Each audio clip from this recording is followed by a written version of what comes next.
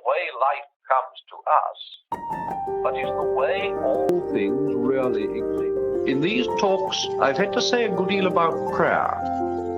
And before going on to my main subject tonight, I'd like to deal with a difficulty some people find about the whole idea of prayer. Somebody put it to me by saying, I can believe in God all right, but what I can't swallow is this idea of him listening to several 100 million human beings who are all addressing him at the same moment. And I find quite a lot of people feel that difficulty. Hello again. I'm Steve Turner. I teach a Sunday school class here at First United Methodist in Starkville. And we have different topics. We cover books of the Bible sometimes, some quarters, and then sometimes we take books, pretty famous books written by people about Christianity or about certain things that might be important to us as Christians. In previous lessons, we've gone over the Screwtape Letters by C.S. Lewis. And so for this series of lessons, we've decided to study probably the most famous book by C.S. Lewis, at least about Christianity. It's called Mere Christianity. So it looks like this, if you've got a paperback. And as always with classes, I would encourage you to get a book, to get this book, and start reading it along with us. So we'll start today and we'll break this down into several lessons, but the book is broken down into basically 4 parts.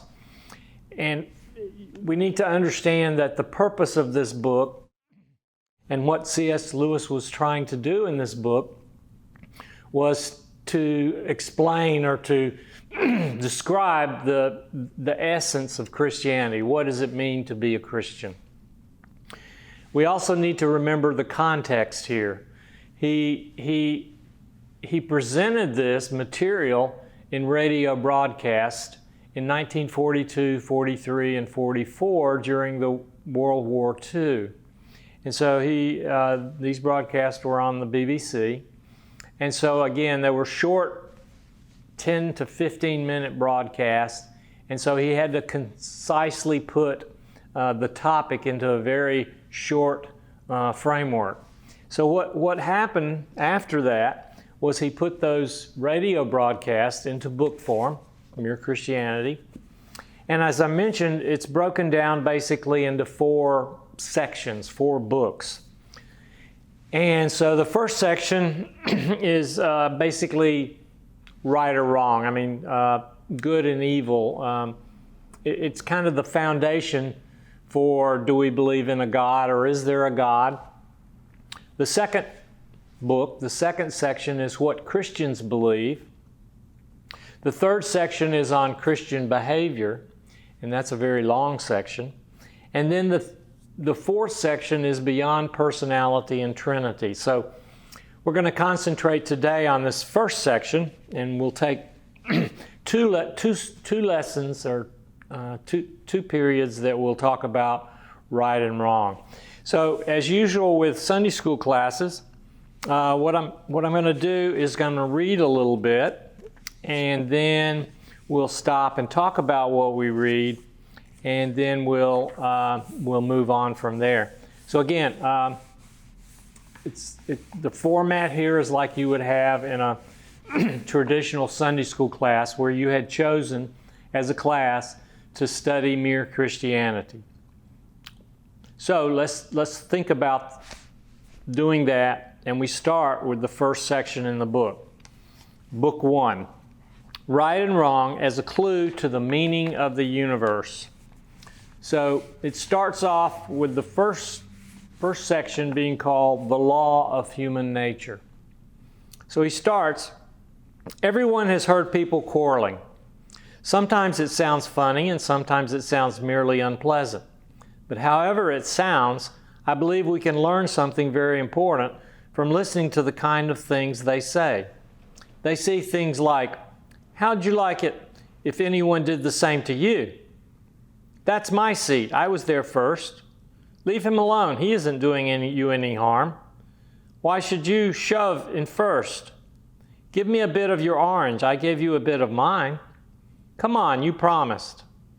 People say things like that every day. Educated people as well as uneducated, and children as well as grown-ups.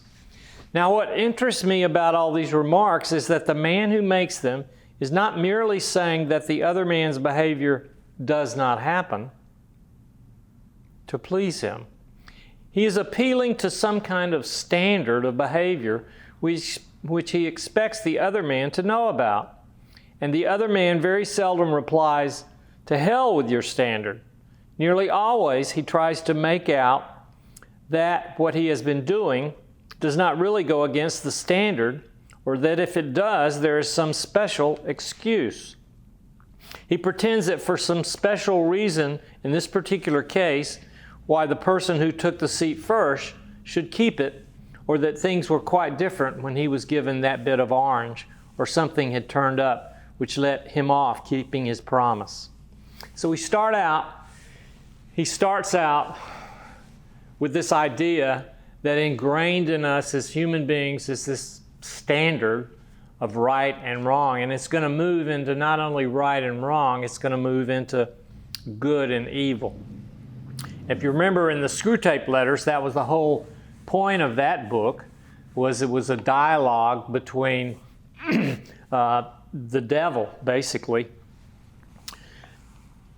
So what we start out with here is this law of human nature, and this law or rule about right and wrong. Now he continues. Now this law or rule about right and wrong used to be called the law of nature. Nowadays, when we talk of the laws of nature, we usually mean things like gravitation or heredity or the laws of chemistry. But when the older thinkers called the law of right and wrong the law of nature, they really meant the law of human nature.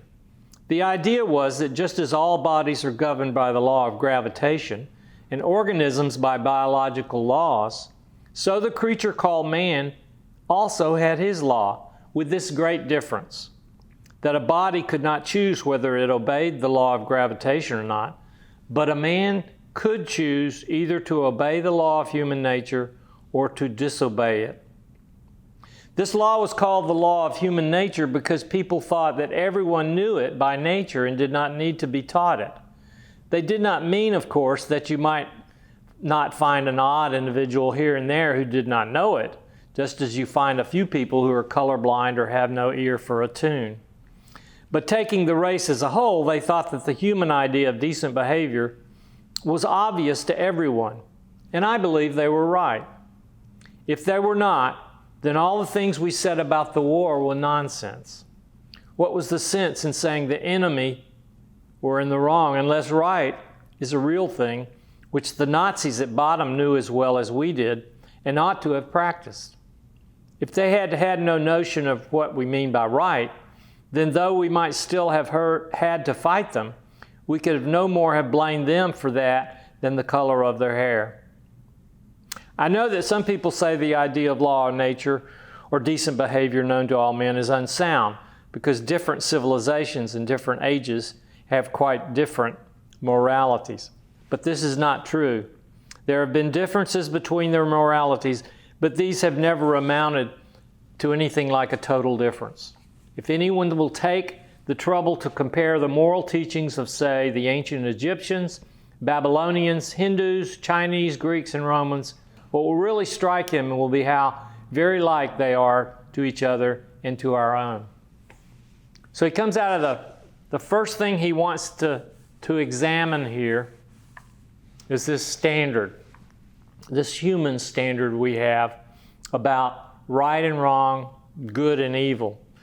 And he throws in here, and this is very contextual, the war with the Nazis.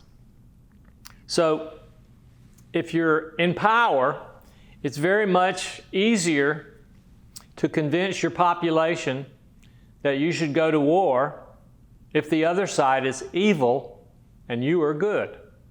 So in this case, he's trying to encourage the Briton population to hold up, be strong, because what was happening here is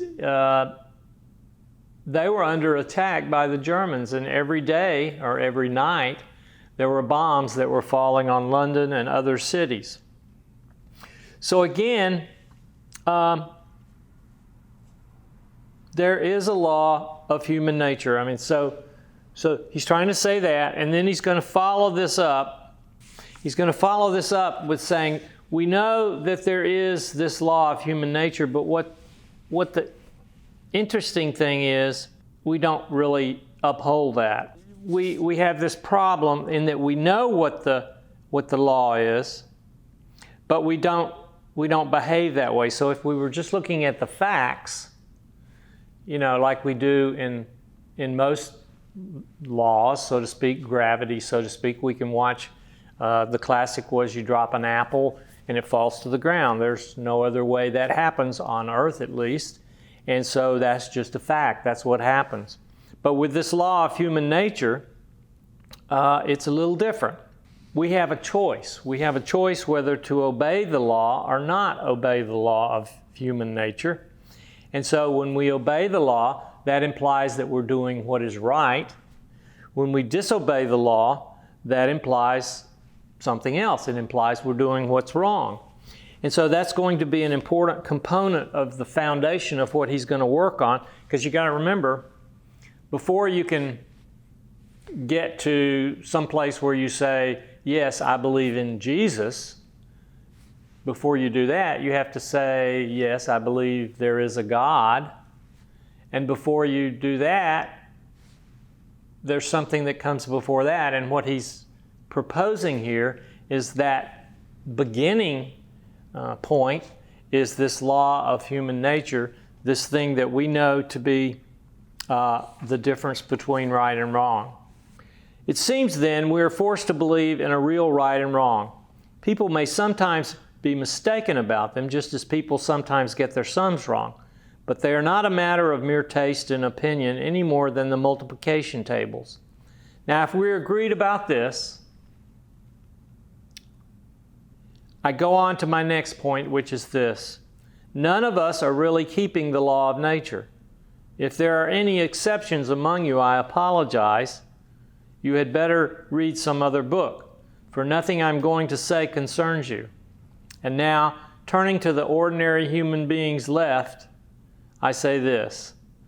I hope you will not misunderstand what I'm going to say. I'm not preaching, and heaven knows I do not pretend to be better than anyone else. I'm only trying to call attention to a fact. The fact that this year, or this month, or more likely this very day, we have failed to practice ourselves the kind of behavior we expect from other people. There may be all sorts of excuses for us. The time you were so unfair to your children was when you were very tired. That slightly shady business about the money, the one you have almost forgotten, came when you were very hard up. And what you promised to do for old so-and-so and have never done, well, you never would have promised if you'd known how frightfully busy you were going to be. And as per your behavior to your wife or husband or sister or brother, if I knew how irritating they could be, I would not wonder at it. And who the dickens am I anyway? I'm just the same. That is to say, I do not succeed in keeping the law of nature very well. And the moment anyone tells me I'm not keeping it, there starts up in my mind a string of excuses. These then are the 2 points. First, that human beings all over the earth have this curious idea that they ought to behave in a certain way and cannot really get rid of it. Secondly, that they do not, in fact, behave in that way. They know the law of nature, they break it. These 2 facts are the foundation of all clear thinking about ourselves and the universe we live in. This last sentence is important. These 2 facts, there is this law of nature, a standard, we don't meet it, are the foundation of all clear thinking about ourselves and the universe we live in. He's going to go further and connect this to the universe, but let's stop there. C.S. Lewis is a master of logic. His His academic training is in philosophy and literature and words. And so this is not a person that is unfamiliar with other theories and other populations and other cultures. He has been an atheist. He has professed to not believe in God. But through rational thinking, he comes to the conclusion that Jesus was the Messiah. How did he do that? Well, part of that is you're going to see that through this book. So the next section that he talks about is objections. And that's very usual. You would have, he's making kind of a case, an argument, and then he's going to have objections to what he's saying. He's going to basically be the prosecuting attorney and the defense attorney at the same time. He's going to take both viewpoints. And so he starts, if these 2 points, are the foundation, I'd better stop to make the foundation firm before I go on. Some of the letters I have had show that a good many people find it difficult to understand just what the law of human nature, or moral law, a rule of decent behavior is. For example, some people wrote to me saying, isn't what you call the moral law simply our herd instinct? And hasn't it been developed just like all our other instincts? Now, I do not deny that we may have a herd instinct, but that is not what I mean by moral law. We all know what it feels like to be prompted by instinct, by mother love, or sexual instinct, or the instinct for food. It means that you feel a strong want or desire to act in a certain way. And of course, we sometimes do feel just that sort of desire to help another person. And no doubt that desire is due to the herd instinct. But feeling a desire to help is quite different from feeling that you ought to help, whether you want to or not. Suppose you hear a cry for help from a man in danger. You will probably feel 2 desires. One, a desire to give help due to your herd instinct, or the other desire to keep out of danger due to your instinct for self-preservation. But you will find inside you, in addition to these 2 impulses, a third thing which tells you that you ought to follow the impulse to help and suppress the impulse to run away. Now, this thing that judges between 2 instincts, that decides which should be encouraged, cannot itself be either of them. You might as well say that the sheet of music which tells you at a given moment to play one note on the piano and not another is itself one of the notes on the keyboard. The moral law tells us the tune we have to play. Our instincts are merely the keys. If 2 instincts are in conflict and there's nothing in a creature's mind except those 2 instincts, obviously the stronger of the 2 must win. But at those moments, when we are most conscious of the moral law, it usually seems to be telling us to side with the weaker of the 2 impulses. Another way of looking at this, if the moral law was one of our instincts, we ought to be able to point to some impulse inside us which was always what we call good, always in agreement with the rule of right behavior. But you cannot. There is none of our impulses which the moral law may not sometime tell us to suppress, and none of which it may not sometimes tell us to encourage. It is a mistake to think that some of our impulses, say mother love or patriotism, are good, and others, like sex or the fighting instinct, are bad. What he's getting at here, and what he's talking about, is there's something beyond our impulses, our instincts, and whatever that might be. Now, one of the things he mentions here about instincts and impulses and allegiances, he says the most dangerous thing you can do is to take any one impulse of your own nature and set it up as the thing you ought to follow at all cost. There is not one of them which will not make us into devils if we set it up as an absolute guide. You might think love of humanity in general was safe, but it is not. If you leave out justice, you will find yourself breaking agreements and faking evidence in trials for the sake of humanity, and become in the end a cruel and treacherous man. Any of these instincts beyond, they are in and of themselves, they have validity. They have, there is logic to them. So, for instance, patriotism. That is not a bad thing, but if it's the main thing in your life, it will cause problems and will be a bad thing. And we see that in nationalism, whether it be in the United States, whether it be in Russia, the Ukraine, Sudan, it doesn't really matter. If that's the most important thing, you'll get in a fix. And it's not just global social settings and government settings, it's also individual. And not to belabor the point, but we're here in Starkville, Mississippi, and athletic events seem to be very important to us.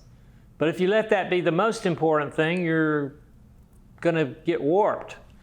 And because our teams are going to let you down every once in a while, and you're going to have a lot of sorrow and pain and suffering, so to speak. So again, what he's saying here is there is a right and wrong. We don't follow that. And what's the consequence of that? What's our way out?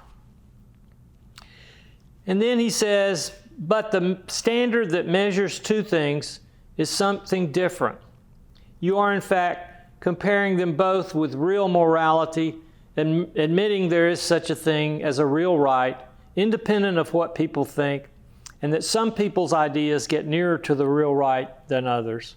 Or put it this way, if your moral ideas can be truer and those of the Nazis less true, there must be some real morality for them to be true about.